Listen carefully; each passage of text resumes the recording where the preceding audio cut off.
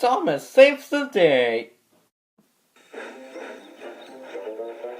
It was a glorious summer day on the island of Sodor. Toby was collecting milk from the dairy. James was pulling passengers to Brendam docks. And Thomas was taking some workmen to work. They were building a new station. Every day, Thomas had to take the workmen there and bring them home again. I can't wait for the grand opening, he told Annie and Clarabelle excitedly. There's going to be flags and a big band. On the way to the new station, there was a difficult bend in the track.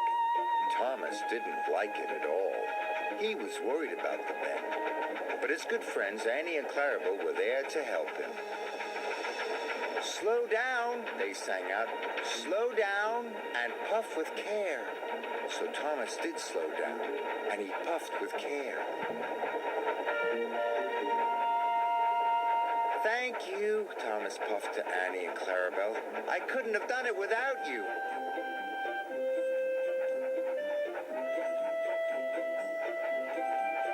Thomas arrived safely at the station. Sir Topham Hatt was waiting for him. Today, Annie and Clarabelle are to go for their refit, he told Thomas. You must take them to the workshop straight away. But how will I take the workmen home? Asked Thomas. You can use ordinary coaches instead, said Sir Topham Hatt. Yes, sir, said Thomas, and he puffed away to the workshop.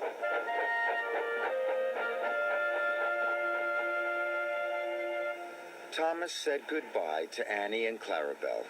He was sad.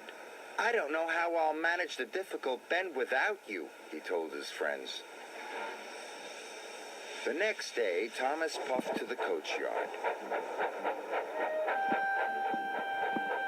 He was still thinking about the difficult bend.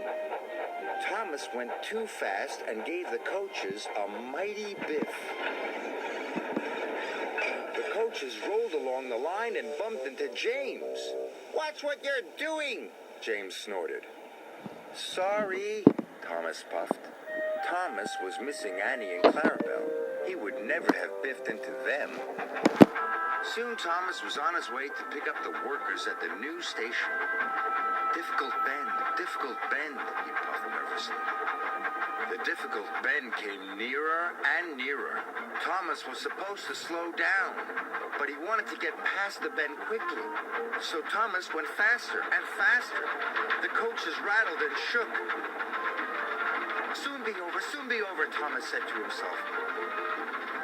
And soon it was.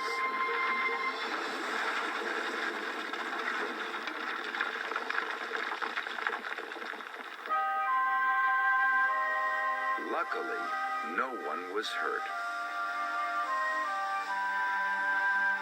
But Thomas felt sadder than ever. Harvey arrived to help clear up the mess. Harvey didn't like seeing Thomas so unhappy. I can't go around the difficult bend, Thomas wheezed sadly. I'm not a useful engine without Annie and Clarabelle. You are a really useful engine, said Harvey, and a jolly good friend. And he puffed away.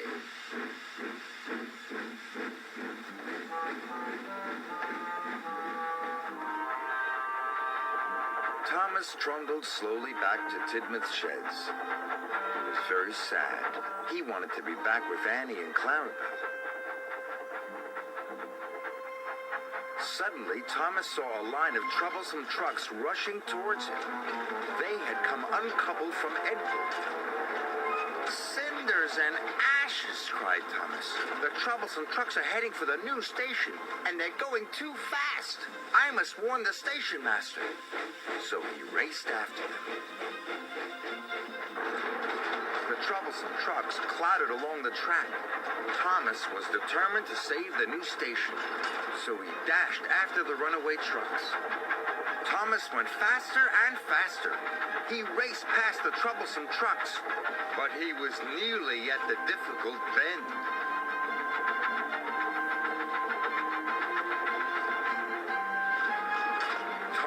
wanted to go fast, but he knew he couldn't. Slow down, said Thomas to himself. Slow down and puff with care. Thomas applied his brakes. He slowed down and puffed very carefully. He made it all around the difficult bend, all by himself. I've done it, he tooted. But so did the runaway trucks. Thomas puffed as fast as he could. And he raced into the station just in time. Runaway trucks are coming, he cried. You must change the points.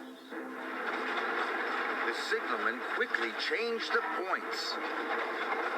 The troublesome trucks hurtled into a siding. They biffed and bashed the bumpers.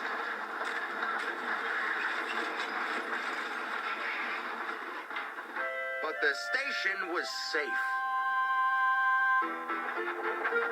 The next day, Thomas was back with Annie and Clarabelle.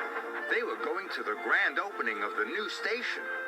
They chuffed along happily together. And when they came to the difficult bend, Thomas slowed down and puffed with care. The difficult bend wasn't difficult anymore. The grand opening was a great success, and the new station looked wonderful. Sir Topham Hatt came to see Thomas. You have saved my new station, he said. You are a very brave and useful engine. Thank you, sir, said Thomas. He was so proud it made his firebox glow.